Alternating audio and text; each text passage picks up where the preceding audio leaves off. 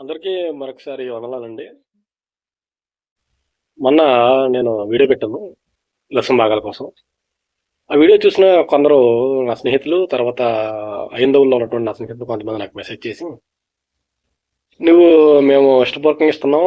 మేము మా కొరకు ప్రార్థన చేస్తున్నారు కాబట్టి ఇస్తున్నాం. మా కోసం ఉపవాసం ఉంటున్నారు కాబట్టి ఇస్తున్నాం" అని బాగానే అంటున్నావు.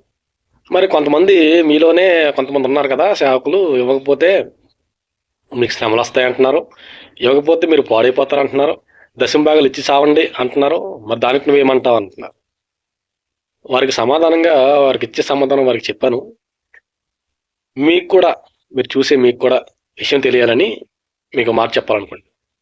పిల్లరా, మనం చేసేటువంటి పనులు బట్టే హైందవుల మధ్య, అన్యజనుల మధ్య మనం దేవుని నామం అవమానకరంగా మార్చబడుతుంది.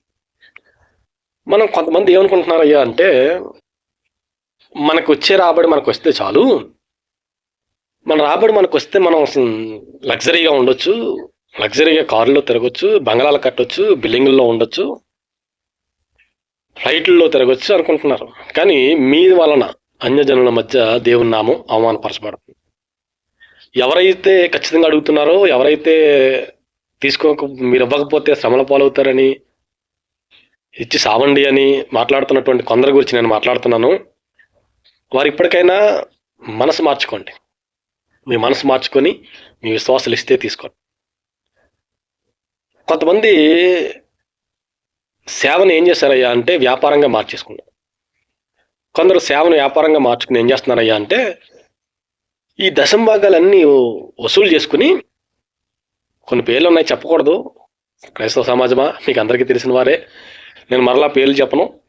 లగ్జరీగా బ్రతుకుతున్నారు, కారుల్లో తిరుగుతున్నారు, బంగ్లాల్లో ఉంటున్నారు, ఫోటోలకి కూడా అమౌంట్లు పెడుతున్నారు, చాలా లగ్జరీగా ఉంటున్నారు.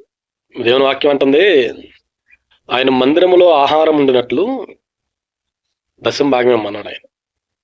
మందిరంలో ఆహారం అంటే వాక్యం ఉండాలి. ఆ వాక్యం అనేకులకు పంచడానికి సభలు పెట్టాలి. ఈ రోజున సభలకు పిలిస్తే వేలు లక్షలు అడిగే సేవకులు కూడా ఉన్నారు. దౌర్భాగ్యం.